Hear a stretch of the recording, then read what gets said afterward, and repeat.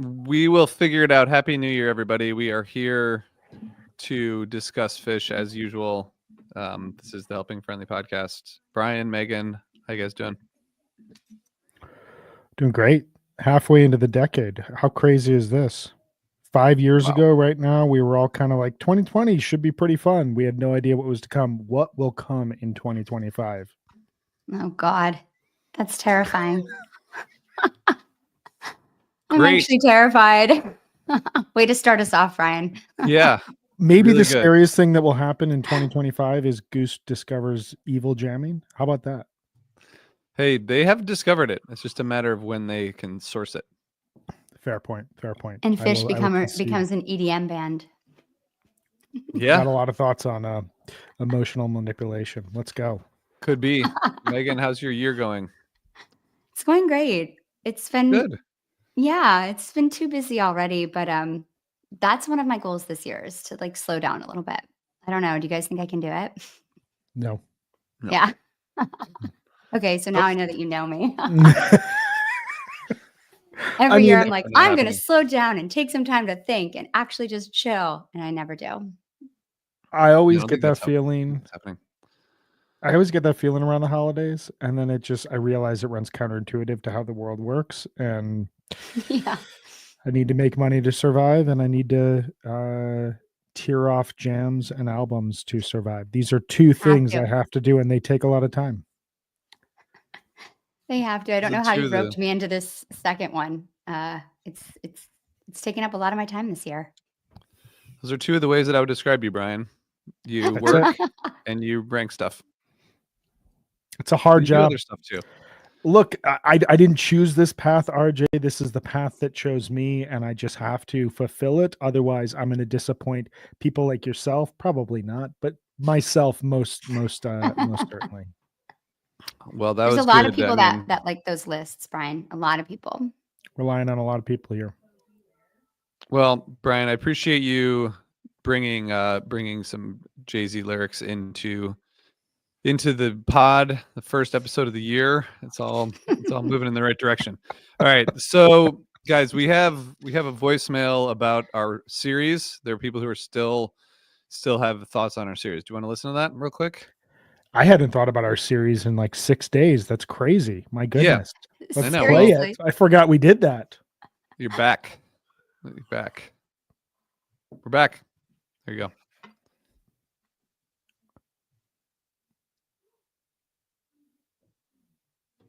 Hey, me again. I'm listening to your top 25 tour breakdown from the previous week.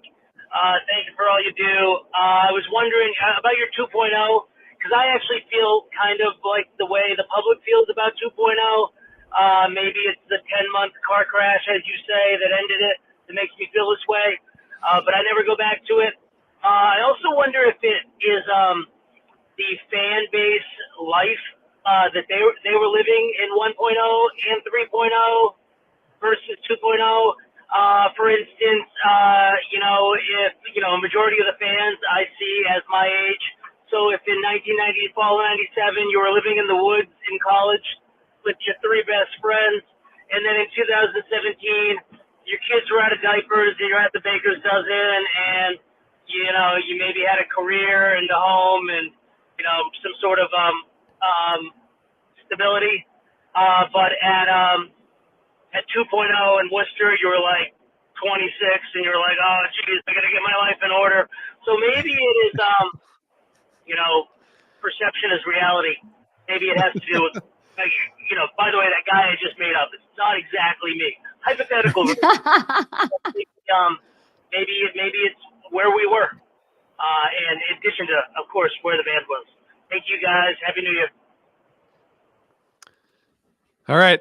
So that's where we start. We're going back to talking about 2.0, Brian. Just like you always want. Dreams do come true. I think there's a lot of truth to that. I mean, I think that we see perception and where people are at in their life reflecting a lot of, the eras of Phish that are celebrated. RJ made his entire case about why Fall 95 was not the top tour, because we had all of these young Phish fans coming into being, and then telling us for months upon months and years upon years that it was the greatest tour of all time. And I think a lot of those fans were at that point in life that our caller describes, that the mid-20s from afar often seem like this, they're supposed to be this really fun experience and really fun period in your life. But I think as you get past them and as you start to get a little bit of stability, they kind of, in hindsight, seem like, I don't want to say the worst part of your life, but like it's this great unknown. Like you don't have any responsibilities, but you also don't really have like the finances to do everything that you want to do. You don't totally know what you want to do yet, unless you're one of those amazing people that got everything in order in high school. And then you can look back on them and be like, wow, I made mistakes that I just simply couldn't make now because there would be heavier and heavier consequences. So I wonder if, where a lot of people were at in the early 2000s was a bit walking on the edge. The band was doing the same as well. And now we look in the past and we see it as kind of like a blip rather than as a period to celebrate. But I'm just a guy who was in college saying, man, now I have no responsibilities and I don't have to go to these classes. And so I can just go on Phish tour like everyone else did. I've been reading about this in the Farmer's Almanac. And then Trey said, no, we're not going to play anymore. We're done. And I had to deal with that. And now I deal with that by justifying that it was actually one of the strongest periods in this band's history, because it all comes back to my perspective. No, I have more to say, but I'll just pause there. I think 2.0 is great. I definitely relate to what he's saying as far as like where I was. I think that was the time when a lot of us realized like maybe there were other things and we should be getting our shit together. That was certainly what was going on for me. And going on Phish tour and doing all those things we did when we were younger maybe seemed a little bit immature and not what we needed to be doing to move our lives forward. And I've realized the error in those ways and I'm back to it. But I definitely think that for a lot of us, that was a time that we separated from the band and the music. So I think that is true. It's a bit of a collective like fog then. One thing I just wanted to point out, we got a message in the chat here from Mark, who said, thanks for organizing the meetup. We had a fun time on the 29th at the Moynihan Train Bar, known as the Irish Exit. And Mark said that he and his wife were a lonely pair as their normal crew couldn't swing it. So they appreciated us holding that event, Megan, for you, because you're the one who held the event. I was just there. It was so fun. Yeah, you were just there. That was so fun. And shout out to Ryan Storm for helping us get that space because we were lazy. And it was great. We had like a roped off section. Lots of people came by. Tons of people were saying really nice things about us. RJ was trying to hand out flyers and doing a miserable job at it. And it was really fun. Yeah, it was a great time. And thanks to everybody that came by and said hi throughout the whole run. It was so meaningful and special when people come by and tell us great things, especially how I deserve to win the draft. That was really cool when people came by and said that to me, which happened a lot. Just so weird. I didn't hear that. I didn't hear that happen once. No, that's cool. Weird. I mean, you were only there one night, so Yeah. Have you started preparing for next week's draft yet, Meg? I don't know. Well, someone hasn't made a spreadsheet for it yet. There's a spreadsheet in the doc. Wow. Shit, really? There's been one in there for weeks. Oh no! I don't know what to tell you. I should have known. You're supposed to like alert us when you make these, Brian, so that we know. I'll search my texts and tell you exactly when I alerted you guys. Come you on. don't want to go down this. Yeah, the read you receipts don't want totally to do this. coming. You don't want to do this. I don't think you want to go down this path. No, I have not started preparing at all, and I'm going back to work on Monday, and I'm away this weekend, so I'm nervous about it already. It's going to be tough for you. We'll see. Yeah. Who knows? Who knows what'll happen? Doesn't matter. All right, guys. Never matters. It's right, RJ. It's all about the content. That's all that matters here. That's right. And you can just tell me what you told me last time, Brian, which is just don't worry about it. Don't try to win the draft. Quote from Brian Brinkman last time. Yeah. Don't try. Don't try. How many new listeners did I pick up by my whipping post pick, huh? You tell me, RJ, you got the data. We know that they're out there. They're like, wait, I got to listen to this podcast. This guy picked something from 85. What a Phish genius. What a not noob. What a vet. 85.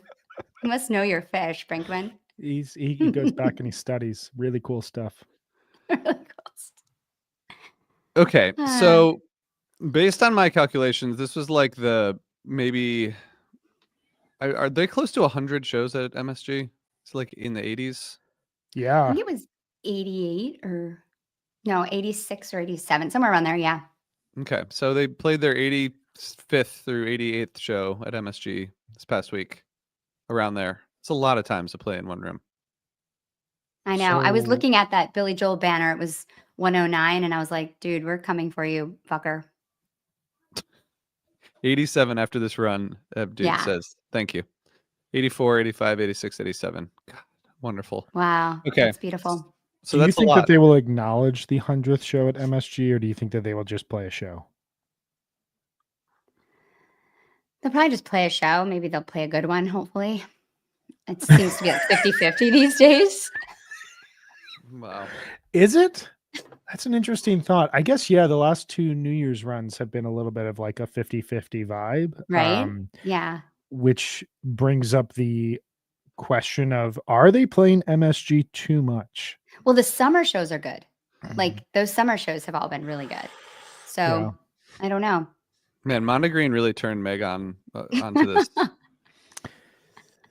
Festivals, pivotal New Year's moment. runs, just awful. we got an interesting year of Phish ahead with Meg being scarred by Mondegreen. Yeah. Well, Yeah. you know, the encore the last night, you know, could have done that at Mondegreen. Could have Yep. done it. I mean, yeah. Is kind of crushing that they played Iculus. I was not there. It's fine. Brian, I know the feeling. Yeah, go ahead, RJ. Brian, what's the story? What's the headline from this run? I have a couple of headlines, but I think the biggest one, and this was my question going into it, and it led to my thoughts on it in the days since the run, is how do you end an all-time Phish year? I think that we talked about this in our last episode. I think summer 2024 is only going to kind of grow in esteem as the years go on, and I think that we're at a point where I was thinking about this a lot throughout the run, because I'll come out and say I don't think this was the greatest run. I think this had a really great show, and then some up and down music throughout, some really cool moments on the back end. But I find, maybe this is aging. I don't know. Maybe this is perspective. Maybe it's where Phish is at. I don't personally feel the stress when like a down run happens of like, man, are they gonna get it back? And this is something that is very new to me, because the last 2 years have been so strong. I remember two years ago feeling very kind of nervous about where Phish was going, and what they were putting into it, what they wanted out of this, how much longer this was all going to go. And I kind of felt coming out of this run a sense of they're just playing now, and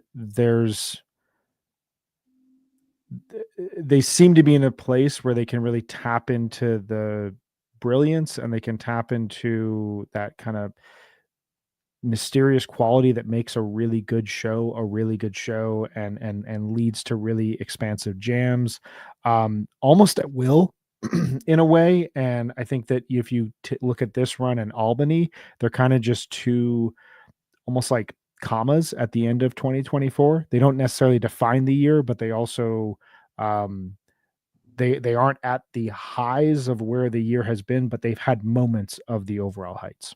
So that's a much longer headline than would be able to be printed on the front page of the New York Times.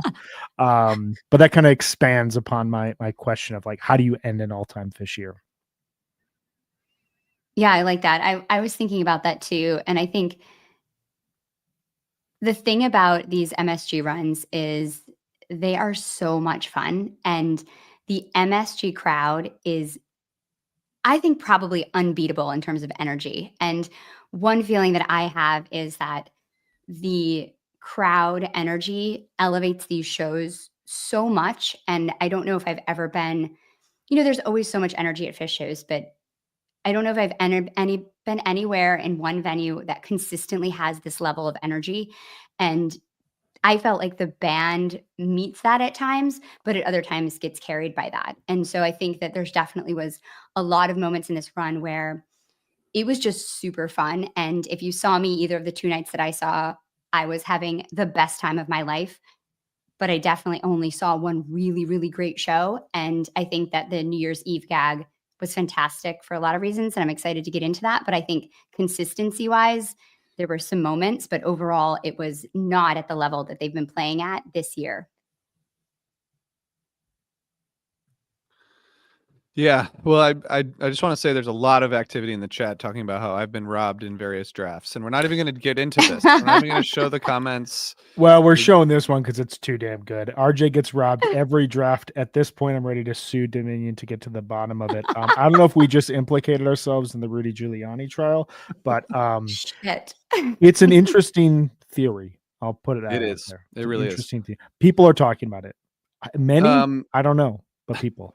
That's the first lot. person I've heard talk about it, but A lot.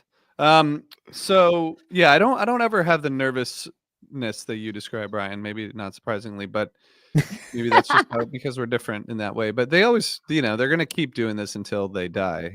Like I think I don't think there's gonna be like, oh, we had like a down year or it didn't feel as interesting or novel. Like let's like they're gonna pare back as they have been, but they're gonna keep doing this forever. As long as they can. I think at this point, I feel that.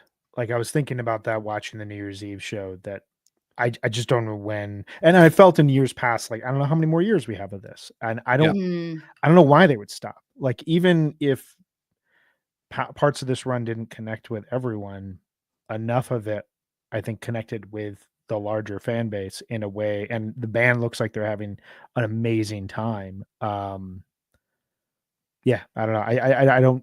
I don't see them stopping until someone is unable to play music anymore. Yeah, exactly. And they don't have this amount of energy. I mean, the amount of energy that they bring to the stage. I mean, particularly on the, we're going to get into it, but the 12/29 show was so high energy and so just incredible, I think, consistent show. And then thinking about the gag and that third set on New Year's Eve, throwing a party that enthusiastic on New Year's Eve is incredible. And the fact that they're still doing that and finding new ways to do it is phenomenal and definitely doesn't speak to them being ready to stop, nor should they. Well, and not just the party, but like think of all the music that Phish has incorporated into the sound of Phish. Like one of the unique things about Phish is that they have a sound, but like more than most other bands I listen to, they are a little bit of classical, a little bit of noise, a little bit of krautrock, a little bit of pop, a little bit of African, like whatever bouncing around the room is. Like there's so much, like the kind of Spanish elements within Punch in the Eye. Like the middle part of it, like a song like Big Black Furry Bluegrass, song like Big Black Furry Creature from Mars that is metal. All of this music is music that came before them. I think one of the coolest aspect of what they did on New Year's Eve is, as far as I can tell, it's the first time they've taken a style of music that came after they were created as a band and really tried to own that sound in the moment. And the idea of them now looking forward in this sort of standpoint of like, what is the music that is hitting people that may be in like another generation beyond those of us that were swept up in the Phish story and the Phish mythology. The fact that they're incorporating that gives them another 10, 15 years of musical discovery of what's happening right now in music in ways that I don't think any of us can really predict. Yeah, and I think of like how excited Trey is by like King Gizzard and Geese and like these bands that are doing a lot of really creative stuff, and it's exciting to think about how that might inspire him. Yeah, I think like that was the first thought I had about the New Year's Eve set 3 is like how much Trey's daughters influenced what totally. They did. I think probably a lot. Yeah, totally. That's such a good point. But it's fine. It's great. I don't think I don't really have a headline from this run. I think you had a lot of fun. It was great. Yeah, the show I saw was awesome. I mean, got lost in the jams, which is the whole point. Yes. And that's pretty rare for me. So I thought that was great.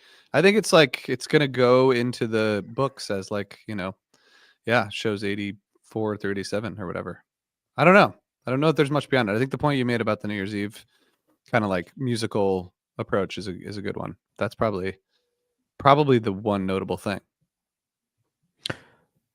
Yeah, when you like zoom out 5-6 years and people think of this run, like, you know, if you thought back to 2019, what's the first thought that comes to your mind?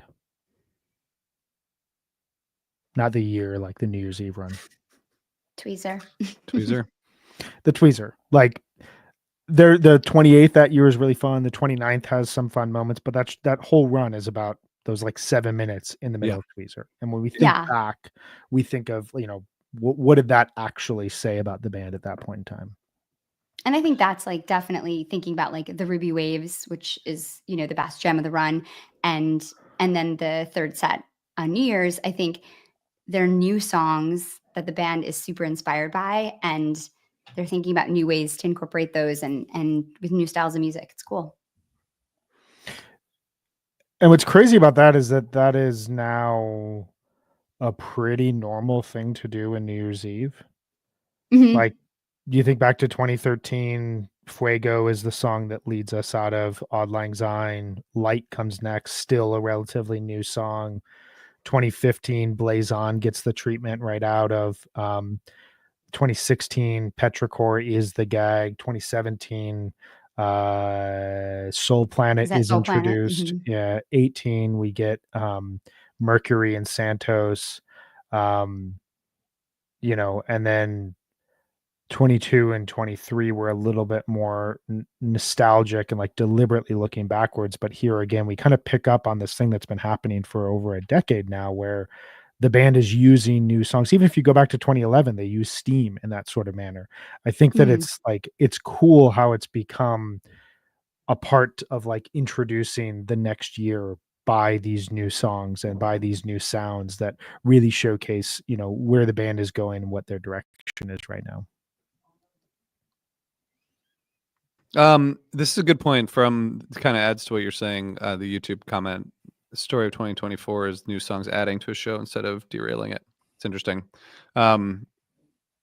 New songs Oh are yeah, additive, for which sure. I agree. I mean, I think that was Sure. true last year too, you know, thinking about like so many of these songs that came out last summer and, you know, started in this in that Trey trio show. And yeah, it's really cool because they're so inspired and the songs they're writing are good. I mean, think about Evolve came out this year. Like that album is, I just listened to that again recently. It's a very good album. It's a very good album to come out in your 41st year as a band. What all right, let's talk about some highlights. What were everyone's highlights? I mean, the Ruby Waves is the clear, huge jam, really connected jam. Kind of worked similar to the Ruby Waves from Alpine 2019, where we're in a jam in Bathtub Gin, and then Trey just Mhm. says, "No, like we're doing Ruby Waves," and it's just automatic at this point in time. Like when they play Ruby Waves, you just know at least I'm getting 15, 16 minutes of interesting music. Like the version from Mondegreen is a perfect example. Doesn't go Mhm. super deep. I would argue is the most interesting part of that show, other than the Woodlands Jam.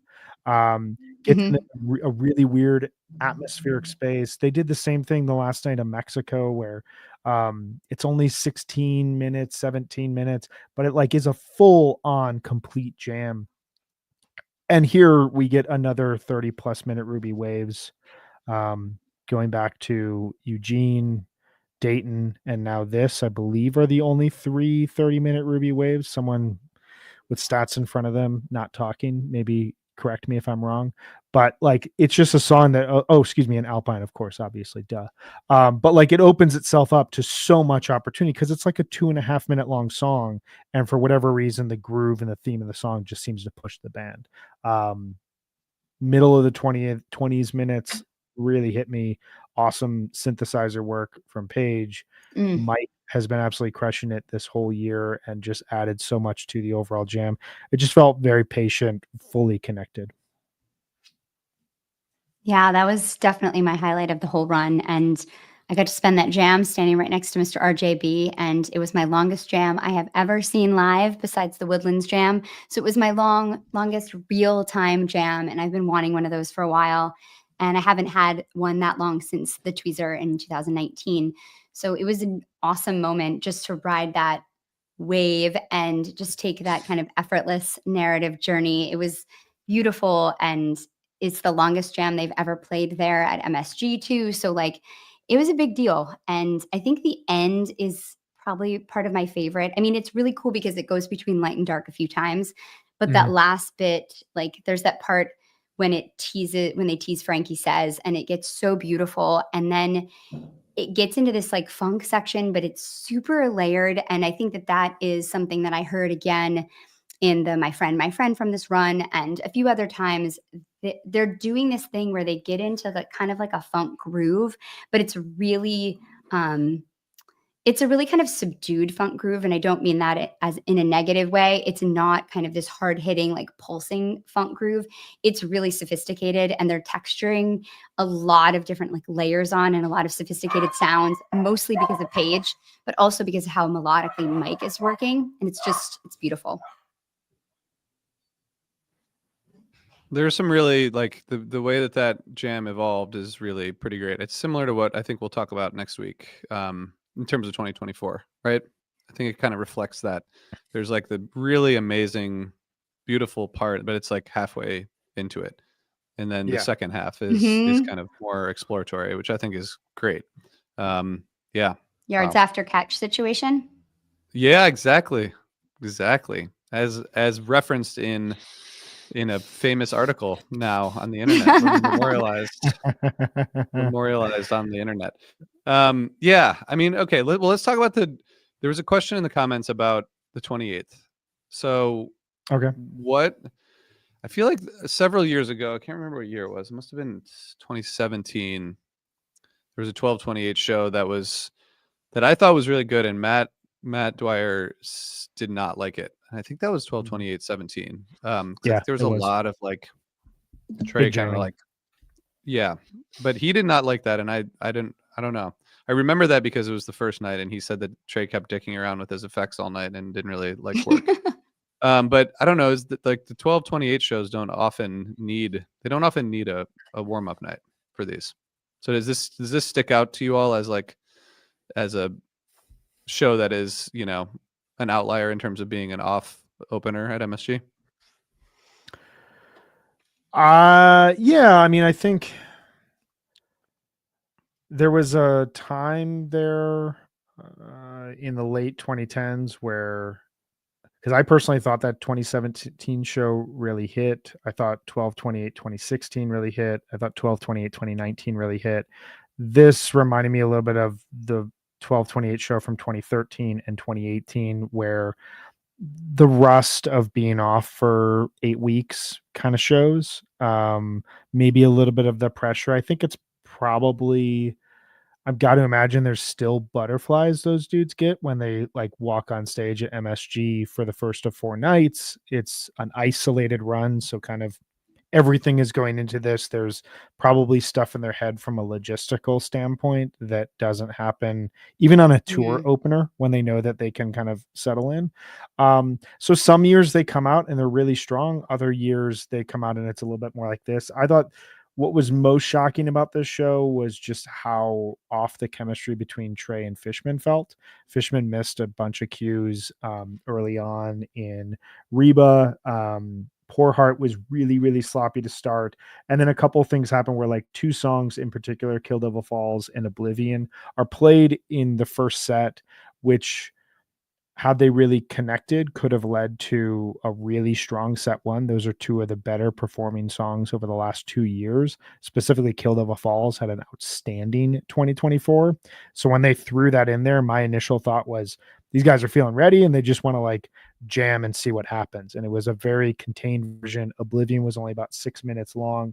And then the second set, you kind of get this like, Back on the Train's the opener. No, now Axilla's the opener. No, now let's go into the jam song and Wave of Hope. Oh, wait, that didn't work. Let's try to play Round Room. Oh, wait, we don't totally remember how to play it. Okay, how about I Always Wanted It This Way? That might jam. Oh, no, let's go to Twist. Okay, let's just play Mango Blaze on Cavern, David Bowie. Like, it never fully got going and got into that, like, and you almost, I remember feeling, okay, we're at it again the next night, but then Ruby Waves just like organically built up. So I think it's just maybe someone was there and they had an awesome time, and that's cool. Musically, I don't necessarily think it connected the way that we've seen them connect with ease in 2024. To me, that's the difference. Not necessarily the 28th show, but more that it seemed off for 2024. Like it didn't seem like the level that the band has been playing at all year. But then no one's toured. None of them have been on tour this fall. Like Trey hasn't been playing. Like I don't know. I think that makes a difference, especially for Trey. Not that he sounded off particularly. I think especially towards in the next 3 nights, I thought his tone was amazing, and he was going off a lot, like a lot of hose, a lot of shredding. It was very like Trey heavy run to me. But yeah, I think the show just stood out in terms of this year because there wasn't one point when they connected in a jam, and that is unique for this year. And I definitely think that the 29th show started off well as well. I think the first set was fantastic. It's a really good point about the jam thing because even 10 years ago, most shows didn't have a jam, like a standout jam that everybody went back Yeah. to. Now it's kind of the norm. And if you go through the 2024 set list, it's basically the first night of Mexico and the second night of Mohegan that really didn't Yeah. feature like a big standout jam. Even at its depths, Mondegreen every night had a jam. Thank God for that Fuego encore, right? What did you think, RJ? Yeah, I mean, I don't totally. I mean, I guess ending with a short and not very inspired David Bowie is kind of a great summary of that show. That was It's sort of like- offensive. That was it's just sort of like, yeah, let's just like let's go, let's move on. Do you think Interesting Trey found encore. that funny though? No, I don't think so. I assume he was frustrated after the show. I assume that they I Yeah. think you're right about the communication issues, but I do feel Yeah. like playing "Fuck Your Face" in the encore and 46, like it seemed like they were probably just trying to like find something that works. I mean, the first set was Encore's at weird. 83 minutes, which is like a long set to have like things not really work. The simple opener was probably the best part of the show, Yeah. Well, which is crazy. Yeah. that's I the agree. thing. Go ahead, Meg. I was going to say, I think that moment is when I heard that song, I was like, the show's going to be great. And then they never connected again. I think the twist has like a few moments that are contemplative and interesting, but otherwise it's really bad. And yeah, Evie Dude saying it's one of the worst shows in MSG history. That's I think- probably true. I don't know. Maybe. I think the one thing never holding thought me about it. back from saying that is like 12/30 2011. I think probably goes down as the worst show that the band played in that building. And partially because of the date, and this is something we can talk about here. 12/28, I tend to be. I just kind of want to see where they're at, and if they're at a really high connected level, I get super excited. If they're not, I kind of just like, okay, this show happened. I went back and listened to what my highlights were. You're absolutely right, RJ. This show started off really strong, simple, and free, and there were some really cool little moments in free that I was like, oh, we're already here, and then it just like nosedived a little bit. Yeah. I did think that the Fuck Your Face 46 Days was the most exciting part of the show. Trey and like the band just seemed to gel towards the end of Fuck Your Face, and it led to a really cool, albeit short, but like a really cool little 46 days, which made me feel like, okay, we're moving into 12/29 feeling good. But I definitely think it's in that lowest of tiers of MSG shows. I've never gone through and tried to organize all MSG shows. Maybe that should be a project in 2025. Yeah. You see the light I don't bulb want- going on above Brian's head. I just don't want anyone to forget about the fact that they played the MSG on 10/21/96. All right, everyone can just like hold your fire. It's true. That's true. Go back to that Fair show. point. It's a fair We point. forget a lot about 96, even though Yeah, I we do. saw so many shows that year. I still forget a lot about it. I think that the Ruby Waves on night 2 gets, obviously is amazing. We could talk about it for the whole time and break it down. But the first set I thought had like great extensions in like AC/DC Bag and Caspian Mhm. and Runaway Yes. Jim in a way that made it seem to me like it was totally different from the night before already in the first set. That first set was fantastic. You have that like moment intro, which is like sounds like they're gonna play Black Eyed Katie because it extends so long, and Mike takes Yeah. that like insane solo, and Trey's just watching him the whole time, like Yeah. smiling at him and dancing. And that to me was one of those moments when you see like them caught off guard with each other and just like loving it. And Mike is just what a banner year for Mike. He's just sounded amazing all year. He's been so turned up in the mix. It sounds perfect. And he's just so on his game and really elevating a lot of these jams. And that moment to me felt so locked in. And after that, yeah, I thought playing Caspian there, I was like, this is either going to destroy this set or be amazing. And it turned out to be amazing. I thought that jam was really cool, super interesting. And then the gym was incredible. And then the Yem Ghost, RJ and I missed the segue from the vocal jam into Ghost because we went to the bathroom during the vocal jam, which is the move, but we missed it. So I heard it and I was like, I actually thought they were playing like other Phish music in the bathroom when I heard Ghost, because I was like, they can't be already in Ghost, but they were. Yeah. They were. That was amazing. Let's just step back and look at the facts here. Okay. Before they went into Ghost, the set was an hour and 20 minutes at the end of You Enjoy Myself. There's no way It was in over. any normal circumstances that they play something else at the end of that. And when they start the vocal jam, you have at least 2 minutes of them doing nonsense, Yeah. like until something happens, and probably the end of the set. So I'm just saying the odds were on my side, and I stand by that. It was the perfect moment. And as Until said it this, wasn't. Forbin 777 Monsters. I agree that it's the new shredding song for Trey, which is awesome. It was a good set. I thought that was a good set. Really good set. Can I bring some numbers into this? Yeah, please. Just as long as they don't contradict the numbers I just said. No, they complement. I'm reviewing the numbers that I took down, the notable bust outs, rarities, whatnot. I'm looking at the gap chart right now and realizing a bit of a trend. So 1228 has a 28 show gap. 1229 has a 15 show gap, average gap, excuse me. 1230 has a 22 and a half average gap, and 1231 has a 12 show gap. So it's kind of clear that from a set listing standpoint, they went a little bit more kind of loose and varied on the 28th and 30th, whereas the 29th and 31st are a little bit more conservative, a little bit more rotational songs. And if you look at 1228, you get Poor Heart first in 69 shows, Round Room first in 322 shows, Fuck Your Face first in 74 shows, 1230 lengthwise first in 194 shows, Winter Queen the first in 80 shows, and Seven Below the first in 81 shows. And then on 1229 and 1231, you just get two notable bust outs. You get, and they're both in the encore.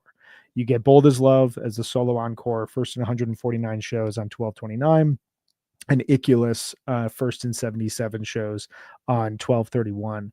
And I almost wonder if, like, I doubt this was anything planned, but I just, thinking about this from a trend standpoint, you're always going to get, runs are going to kind of go one of two ways. You're either going to get like a ton of rotational songs and most of like what the band is currently enjoying playing.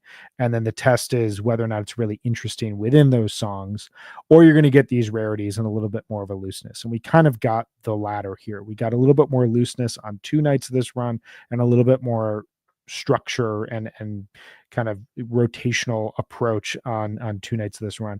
I don't know if it's necessarily a coincidence that the nights that were a little bit more structured and a little bit more focused on the rotation tended to be the stronger nights. I don't know if that had anything to do with that. What do you guys think?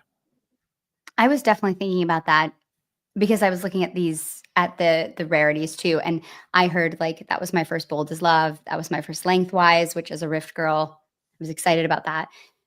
And a lot of these songs I haven't heard in like 10 years, like Winter Queen or Seven Below. But I totally think that these songs can often fuck up a set. I think putting them in the encore is the perfect way to go. Like thinking about like Bold as Love coming out and like just crushing that and having that be your one standalone encore is how you know it's not going to mess up a set if you're not kind of like connecting when you're playing it. Because yeah, if you haven't played a song in 10 years or 7 years or 4 years or 5 years, it's hard to do it and still be in the zone. And I feel like those shows both suffered from that. I think that's a really good point. Yeah. Yeah. Appreciate that. That's good perspective, Brian. Well, okay, Megan, what do you have to say about 12:30? Because we have to talk about 12:31, but Well, I had a lot Yeah. of fun on 12:30. I had a really, really good time. I loved to be on the floor on 12:30, and 24 hours before that, I did not have a floor ticket, and I was fine with that. I was okay with that. My friend Nina and I were like, "It's fine. We're just gonna like be in these great seats." And then a Phish Miss Miracle happened, and someone wanted to trade for floors, and none of the other friends that we're usually on the floor with had floor tickets either. And then as the 30th went on, everybody got them one by one. And we all, 5 minutes before the show started, were in a spot like 30 people back from Mike. And we were just like, we just manifested it. And it just felt so great. And the vibes were just through the roof. And when they opened with Possum, not my favorite song, but they really allowed the build to drag out, and the energy on the floor of MSG. That is the reason why I want to be there on 12:30. It is so electric. It feels like you're in Sedona, like you're in this energy vortex. And I really felt that during that Possum. And I was like, let's go. Like, it was just so exciting. And so I had a great time that show. There's some really nice soloing in the Wolfman's, like a really energetic build. Trey sounds great. But this show, just none of the jams really like went anywhere for me. I feel like the Down with Disease was great to dance to in the room. But to me, on re-listen, it just sounds like one kind of long extended groove. And I think that is something that happened a few times during this run. I think the Tweezer is really similar. Like, it has this really strong funk jam in the launch of it. And it's really tight, and Paige is like working hard to make it interesting. But again, it just kind of is this like extended groove. And yeah, you've got some cool rarities in that set, but I just felt like the show never really had like a good kind of something to grab onto for me. I think that's fair. I mean, I thought this was a much tighter show than 12:28, but Yes, I agree with that. I was talking to a friend about this. Like, 12:30 is it's such a significant date in Phish history. It's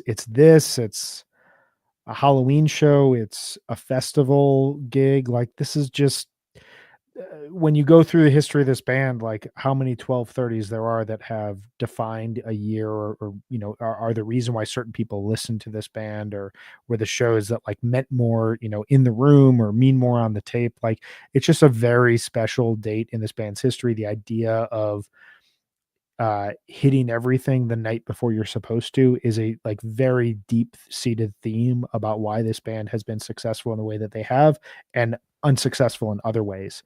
And so, like, a tight first set with good classic songs isn't going to totally do it in my estimation. And that's okay. That happens. Not every 12, we had a really, really wild run where 12:30, 2016, 17, 18, 19 were all perhaps the best show of that year, if not one of the best shows that year. And it became kind of an expectation. 12:30, 22 is a really great show as well. The last 2 years we've kind of had what you're describing, Meg, where like good songs are played, the band sounds tight, like they sound energized, but like there's not that jam to anchor onto, or there's not that moment within the show to really say like this shifted the tide and then it became something more. I don't know, maybe I'm having too many expectations around a specific date, but like this is just kind of the way it seems to go with this date and this band. But do you think that that's like, I feel like they're suffering a little bit from the curse of the overachiever with this night, and feels like 12:29, they just like aren't as like, they're a little bit looser and end up playing better shows the last 2 years at least. Yeah. And I mean, this run reminded me in that sort of sense of 2013 from a structural standpoint, where, you had a lot of hype going into the 2013 New Year's Eve run. The band had just played this stunning fall tour, introduced all these new songs, and they kind of came out and they were a little flat on 12/28. 12/29 that year, for people who remember, like that is the show of that New Year's Eve run. Amazing first set. Doesn't really go too crazy, but like just really, really great versions of great songs. And then you have the Disease into Carini. You get like a Waves and a Bowie in there. It's just a really well structured show. Before Disease, they're kind of messing around and Trey jokes around. Thank you.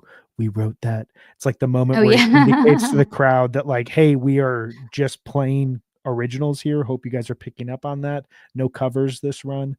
And then, you had a 12/30 that year that kind of had the same sort of like up and down arc to it. Has a really good Chalk Dust Torture, but like overall, that's not a strong show compared to the 29th. So maybe that is part of it, maybe the pressure of the 30th, but I Yeah. kind of always feel like the band walks, like my perspective is they walk into the 30th knowing we've got all this stuff to think about tomorrow night, so let's just play a show tonight. Yeah. And that's where the magic comes out of, but maybe that's starting to seep in, who knows. Well, Brian, maybe we could get your anxiety going a little bit here and just say that, they're 60, so like maybe 2 out of 4 shows is, maybe that's the appropriate number of awesomeness, But this year hasn't been like that. Yeah, I saw 8 Depends how shows you and look at it. 7 were outstanding. Depends how you look at it. I think people have different perspectives on it. I'm just saying. Well, I just saw trying to get 10 shows. Brian amped up. I know. I saw 10 shows this year. I saw 2 Mohegan, 2 in Grand Rapids, 4 in Mondegreen, and 2 at MSG. And I think the first night of Mohegan, I loved. First night of Grand Rapids was cool. And then the first night of Mondegreen was amazing. And the whole Mondegreen experience was cool. And then 12/29 was probably the best show I saw all year. I mean, that and Definitely the first night of for me. Mondegreen, yeah, definitely close. And there might be some recency bias with that. But I mean, I had an amazing year of Phish. Like I had more fun at any of these shows than I could have ever imagined. But I definitely think re-listen value and thinking about them analytically, I did not see like, a majority of the shows I saw were not phenomenal this year. I did not have Brian Brinkman luck this year with Phish. I typically don't have Brian Brinkman 2024 luck. So like this is not I'm not going to be boasting about this. My expectation in 2025 is to walk away being like, yeah, it was good. Exactly. Yeah. Okay, so guys, let's talk about New Year's Eve. We have a 3-set show, as usual. What besides the kind of third set? I don't like calling it a gag. It doesn't. It's not I like know. there's I nothing. hate that. It's so There's nothing disrespectful. there's nothing really Funny funny about it. about it. There's nothing. It's not like a joke. It's not a trick. It's just like a thing. It's production. It's a Besides the production. third set It's a production, what else should we talk performance. about? It's a performance. It's a Beautiful performance. performance. Dramatic performance. There was Um, some good jams in this show beyond that set, I think, which is cool. I think the Stash was awesome. Really, really great. Split Open and Melt was incredible. Really good. They sounded really connected and really tight the whole time. It's cool to have this bouncing around the room that hasn't been in the middle of Mike's song and Mike's groove like since 2016, which is pretty cool. And the My Friend jam, I just re-listened to that again this morning. That's really, really cool, really good. Yeah. And that Into Sand and then that Golden Age gets so beautiful at the end. Like the end of the jam of Golden Age is one of my favorite moments of the whole show. It's so pretty into that really cool segue into What's the Use. Like just that's a great set, that second set. This show is awesome, I think.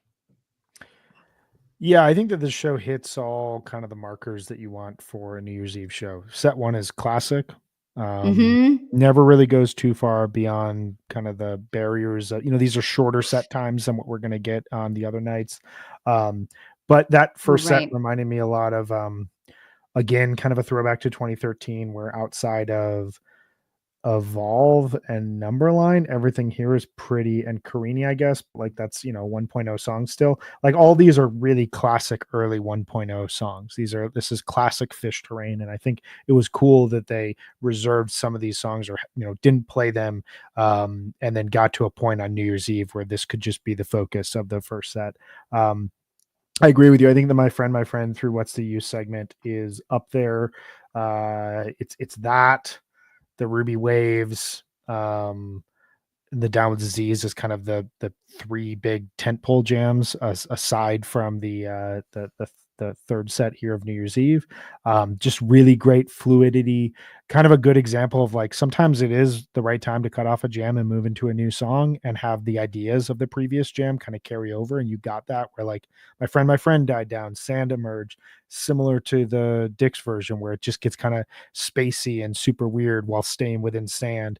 Golden Age, as you mentioned, Meg, fades to almost nothing before going into What's the Use. Just very thematic stuff. Really, really worked out.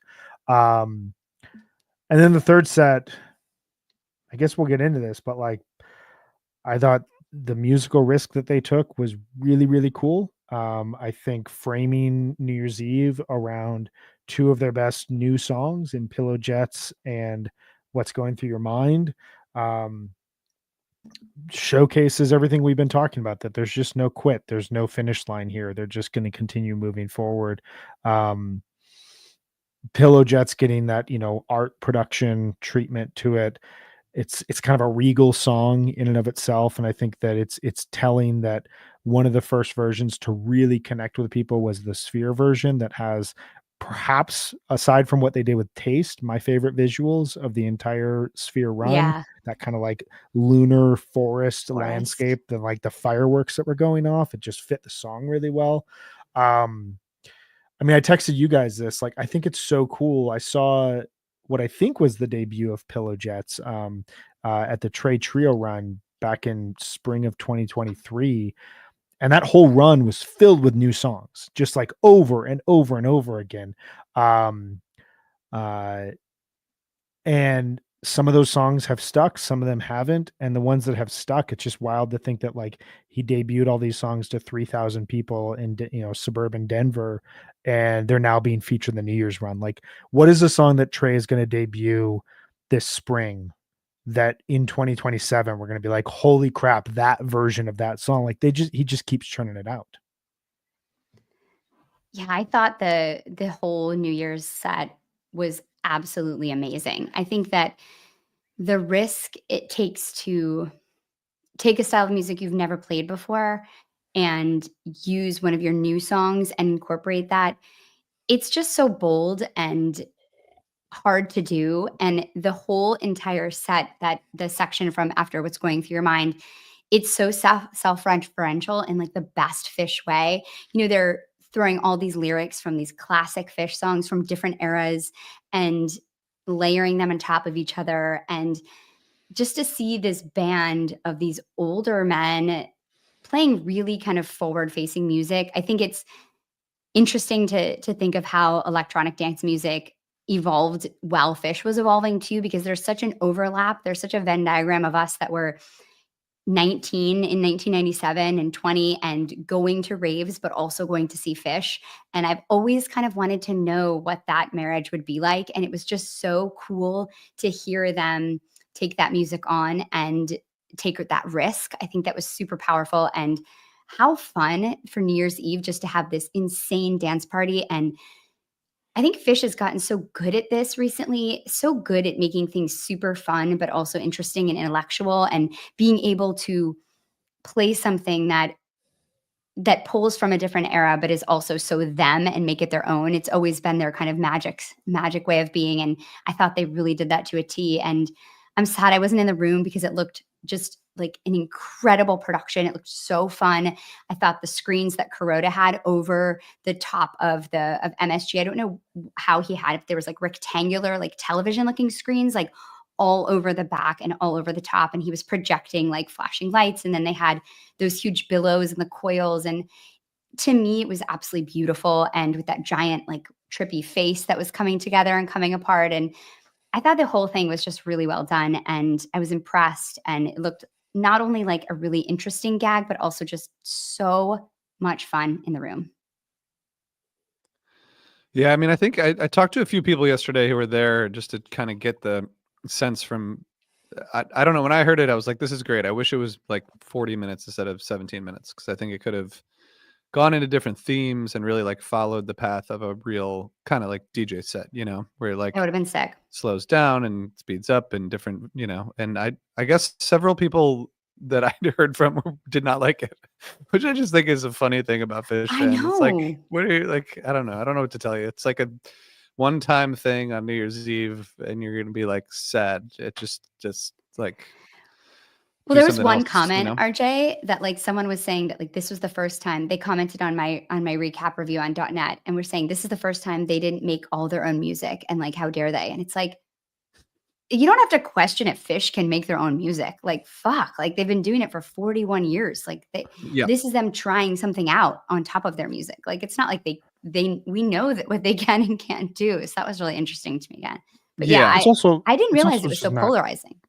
it's also not true. Like the Yeah. last 7 minutes of the 1231 performance where they were, or 2015 performance where they were in the hourglass playing No Man in No Man's Land, links up with a recording that allows them to escape down a hatch and get onto the stage. Like this isn't, Yeah. I don't know. I think that's like a get off my lawn type of argument, Totally. and I think that like the opposition to it, like EDM may not be your thing. It's not really my thing. Like I like a little bit more risk and chance in music and not knowing like, oh, here we go, we're rising up and here comes the peak and everyone's going to peak at the same time. Like that's just not my thing. But I thought it was so fascinating that Phish incorporated that into their sound based on what I said earlier, that like they have gone after so many styles of music, and now to say, hey, look around, the festival thing that we were playing in the late 90s and early 2000s has exploded into electronic dance music. Look at the Sphere. Like there was a huge crowd for the Sphere for these EDM shows over New Year's Eve. Like it or not, it's a part of the counterculture, and it is a part of, musical expression in the 21st century. And like you said, RJ, I don't foresee this ever becoming the new sound of Phish. Like they played 2 jam songs after What's Going Through Your Mind, Chalk Dust and Life Saving Gun. And neither one of them went back into the type of playing that they did during What's Going Through Your Mind, which I was honestly slightly disappointed about. I thought it'd be cool to have that filter in through the remainder of the set, which I think you guys are saying as well. But it kind of shows like it was a one-time thing. Let's try this out. Let's have a lot of fun. It's 17 minutes. And I think it's I think it's a great accomplishment for the band that they were able to do that and do it as well. And that drop into Chalk Dust, oh my God, how Oh, they build the man. tension and Like, release up. rolled And then up, it's like, yeah. it just pulls, it's so like dance music moment. And then they just explode into Chalk Dust. Like, honestly, even from the couch, like my heart just exploded. And I was like, yes, like they're so good at that tension and release. And to hear it drop into Chalk Dust like that, incredible. Yeah. The Life I wish Saving it was Gun. longer. They Should've should been have longer. done it for that. Yeah. And aren't you all surprised that like Faceplant into Rock didn't make it into any of these quotes? How soon we forget. I just was so surprised. That was like Next time. next time. In the rock.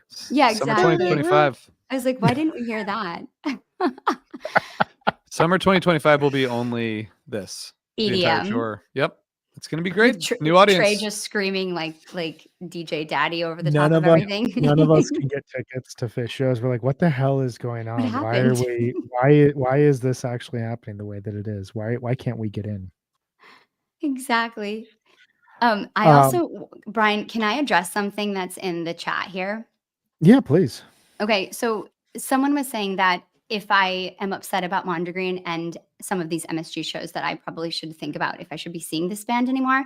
And I just want to say that if you ever see me at a Phish show, Brian's never been at a Phish show with me, but a lot of people, RJ has, and a lot of my friends have, and anybody else that sees me, I am having the best time, like the number one best time. I'm having it. I reserve the right to go back and think about this music analytically after and think about how it compares to the other music they've played and if I would listen back to it. And that's what I'm referring to. So just wanted to clear that up. I mean, I think, and I've thought this since I became a Phish fan, that telling other people how they should enjoy this band and interpret this band is pretty pathetic and offensive. Yeah. I think the best part about this band is that they can play a single jam and you could have endless conversations with people about their take on it. It's like, for me, it's like watching really good movies or reading really good books. A really good book could happen that you don't enjoy, and that's not a sense that there's something wrong with you as a reader. You could watch a really good movie that like wins a ton of awards, gets a ton of acclaim, makes all this money, and it just doesn't hit with you.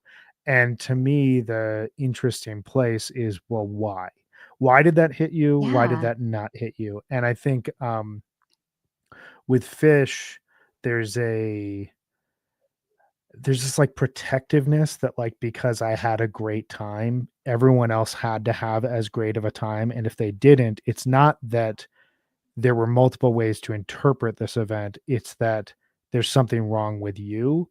I think that Mm. that belittles the overall conversation around music. I think that belittles the conversation around this band and the impact of this band, because the reality is, like, man, some of the most fun I've ever had at a Fish show is during like a random character zero that just like hits really, really well in the, encore, and I just like play air guitar and I'm having the greatest time. Am I going to go back and listen to that? No, like, whatever. Um so yeah, I guess, to your point, I think that you having the more complicated experiences that you had at Mondegreen at an MSG is your experience, and there's nothing wrong with that. And I think that I don't know. I don't necessarily think that we should be in the practice of telling people how to enjoy themselves. Um, Yeah, also, I just wanna add that as I've definitely gotten more critical from being on this podcast, like, it's made me think deeper about the band, but that's also led to deeper enjoyment. yes, yeah, I think that thinking about a challenging show for you personally, or where the band is at, often, for me at least, my feeling is always that deepens my appreciation, my love for them. I went through a period in 2022 where I was like, I don't know if I'm gonna really be listening to this band much more. Did not find Yeah. that summer tour to be really interesting. I saw 7 shows in a row that I thought fell in various levels of flatness and didn't show like a lot of deep-seated creativity that I'd seen a year prior. And by the following spring, I was all back on board, and then have spent a lot of the time, over the last 2 years kind of wondering, was it me? Was it them? What was going on? And, having that conversation, I think, is really, really interesting. That brings up a quick game I want to play here at the end of our episode. I've been thinking about Okay. the metaphor for this New Year's run, and New Year's runs in general, as kind of like punctuation at the end of a sentence.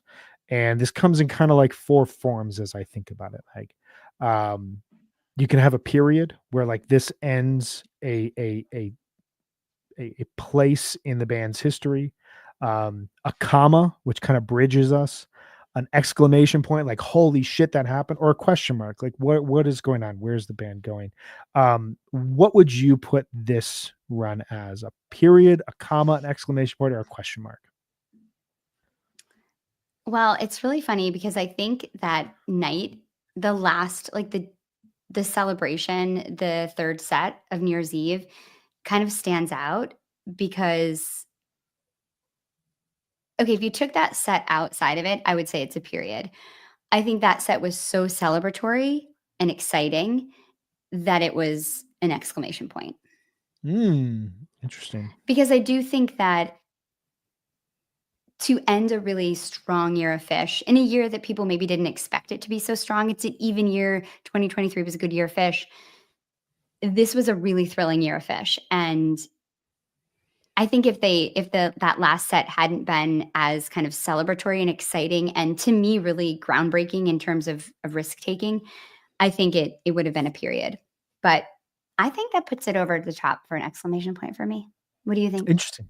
No, it's a good. I kind of define this. I have this run as like a comma in my mind, because Okay. I kind of think similar whereas 2022 and 23 were about like Phish embracing their past and you know in the New Year's sense, and those two runs to me felt like in various ways like big moments of the band really looking back and saying like, who Yeah. are we, what have we accomplished, like how do we celebrate ourselves at this, you know, at the end of you know our third day or fourth decade. To me this felt like we're seeing Phish is playing shows in 3 weeks, 4 weeks at this point in time. Wow. So like really quickly we're going to get whatever 2025 is going to sound like. And then, you know, there's all these rumors of a spring run, and then, you know, summer tour is going to obviously happen, and we'll be right back at this place a year from now. To me, unless something drastically changes in the early parts of 2025, it kind of just feels like we're just continuing with this current approach. The formula really seems to work. The jamming's really good. You know, up and down shows can be bookended by really strong shows, as we saw throughout this run. Can I run really quickly through my list of where Yeah. New Year's Eve runs, and can you tell me if you agree or disagree? Just like give me like a rapid fire. Okay. All right, so I'm going back to 93 because that's kind of like the first big New Year's run. Okay. Yeah. Anything before that is, you know, smaller growth. Okay, wait, hold on. I want to tell you, I want you to just go, and I'm going to only stop you if I disagree. Okay. So 93 to 95, those are all exclamation points in my mind. Yes. You know, you've got the Worcester Aquarium show, first show at MSG in 94, Providence Bowie, 95, obviously. 96, this is kind of a question mark. Where are we going? What is the band? At the end of I was 96, there. we don't Definitely. totally know. You know. Question mark. 97 and 99. This is an exclamation point again. We got the 3-night run at MSG, 12/30/97, my personal favorite show.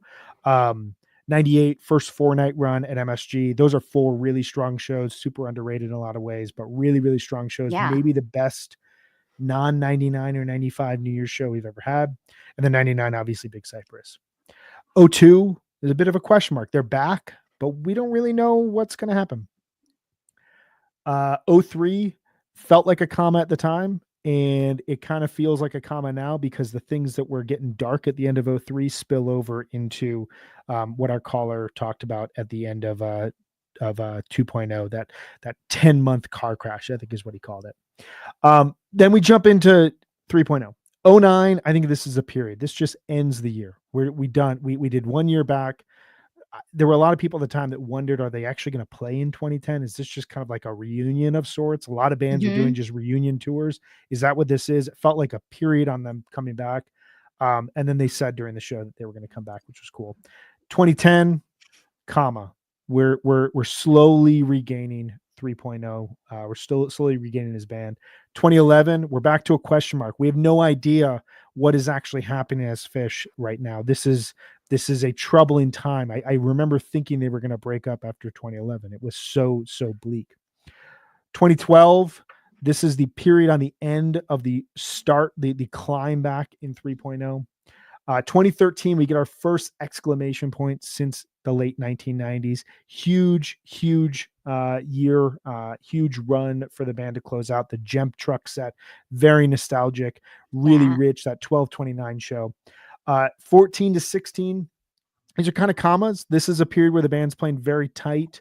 The jamming is starting to come back, but no like real significant changes outside of Magna Ball. 17 to 18, these are exclamation points. These are killer New Year's Eve runs that really tie up the year in a really strong way. You know, that 2018 12/30 show, I don't hear a lot about it as much anymore, but there's so much in that show from a rarity standpoint, from a jamming standpoint. 2017 is that show obviously blew my huge. mind. That 2018, like that 12/30 show, I was there. It blew my mind. Yeah, I mean, I think that Great show. has an argument for the best show of 3.0. So oh my good. God, just endless. Yeah. 2019, this is a period on 3.0. We may not have known it at the time, but this feels like the end of an era. Maybe an ellipse because we had or maybe a semicolon and then Mexico 2020 is our period. But this kind of feels like the closing of a chapter. Trey being up on that platform, not being able to come down. The clones gag kind of felt more like a gag than a performance. It was just kind of it was there. And it felt to me, especially in hindsight, that Phish was in need of some sort of a change and maybe a break, and the COVID break was really beneficial for them. But then wrapping things up here, 22 and 23, I would have those both as huge exclamation points. I'm not counting 2021 because that didn't happen. But 22 to 23, huge exclamation points at the end of years. We needed a big New Year's run at the end of 2022. 2023 New Year's run, we had an incredible 12/29, a really special 12/31 that goes down as one of the strongest shows ever. Some people broke Phish.net rankings by rating it as the best show ever over and over and over You again. did. And then this year, again, I'd return to it. I think that this is a comma. I don't know exactly where we're going. Maybe I will change this. I reserve the right to change this in the next couple of years as we get more perspective. But right now, it doesn't necessarily feel like a huge celebration of everything that happened in 2024. It feels more like, and this is the best thing I can say about this run, the band's in a really good place where they can test some things out. Some of those things work. Some of those things don't work. The things that work really well. The things that don't work, it's not as stressful as it was in years past. There, I'm using that word again, where you felt Yeah. like, oh man, what's the direction of this band? Like we're just playing, man. I 100% agree. I think if you go to a 4-show Phish run now, you are bound to hear something that's going to blow your fucking mind. Like you're definitely going to, whether it's once or 4 times or 6 times, you're going to hear something unbelievable. And I think it does make me less anxious now. I think that's After it. this year. If you're going to a 4-night run, you're going to get that. Mhm. And I would even say like even the Mohegan and Grand Rapids runs that you saw over the summer, like there's still really, really sick moments in all Oh of those yeah. That in a night way one in that Mohegan is a great show. I think it's underrated. awesome second set. Yeah. The Ruby Waves in 8/6 is really, really strong. If that's your strongest non-Billy sit-in jam, like I think you're in a really good spot there. That definitely made my overall list. I still think the MoMA dance is really strong as well. Mhm. A little bit of a unique risk there, but yeah, I mean, I think that no matter what if you're going to go see a couple of shows from this band right now, it's a different place than it was in the mid 2010s, where you were kind of like rolling the dice. And if something came together, whoo, awesome. If it didn't, well, it was just a great time at a Phish show. Yeah, and I think those expectations, they affect some of us because we do now expect them to be outstanding all the time. And they are, a good half the time, I think, which is pretty good odds. It's better than in baseball, right? Is a 50% batting average good? If you had a 500 batting average, you're in elite territory. There's a reason why people chase going 400 in a year. 350 is outstanding. Like we're in a really good zone with this band right now. All right. Any final closing thoughts that you have of the New Year's Eve run of Phish 2024 before we close out and prepare for our draft? I guess No, we have I mean, more thoughts about 2024 Phish, so we don't have to close everything out. yeah, I'm excited that I get to kind of reflect on and spend this next week listening to the best jams of the year and thinking about them. And it's been a phenomenal year. And I'm excited that we get to kind of memorialize it with our draft next week, which I think we're So- doing on Wednesday? Is that when we Yes. decided? Okay. So we will be back on Wednesday afternoon, where we'll be drafting our favorite shows from 2024. We will have these in 1, 2, 3, 4, 5, 6, 7 categories here. The biggest of all is the summer tour that is 7/19 through 8/11. But then everything else is a 3 or 4 show category. So there's gonna be a lot of competition here in a couple of these. Sam Timberg jumps in with 8:30 2024. That is a great show, yeah. Sam. That is an outstanding performance. We'll see who I picks will say that. one of my highlights of this New Year's Eve run was getting to spend a little time with Sam Timberg. Sam is the best person to see a show with, bar none. He's my favorite person. Keeps me in check and keeps me out of check at the same time. But we'll be back to do that. That will be kind of our closeout to 2024 Phish. There will be a bunch of analysis, some competition. We'll see if Megan loses her crown so soon after. Some would say winning it for the 25-minute jam draft. And then just as kind of a reminder of the way Some would 2025 say. I like how you slipped that in. Yeah, I did win. Votes don't lie, Brian. You love democracy. Come on. I do. I have to accept my loss, and I have to reassess what the people are looking for here, and if what I want is right for the people. Because that's the thing. Sometimes the people There you don't go. totally know what they need. You think It's back to true. the 1780s and the people that were thinking that, we needed more states' rights and we needed the states to win out. But, you had James Madison saying we need a strong federalist system. You see, the European powers are going to invade. They're going to break us up. And if they break us up, this whole thing doesn't exist the way that it does. And we can pick nits, but I know we all want this whole thing. We want the safety and security. All right. You have to admit that. So sometimes you have to go against what the people want, Meg. Sometimes democracy is not the best manner of judging who won or lost. But I digress. Just as a reminder, January, February, March, we're going to be doing kind of a throwback here. We're going to be doing kind of some random shows. It'll be really fun to kind of just dive back into single shows. We got a bunch cooking for the remainder of the year that we will announce here shortly.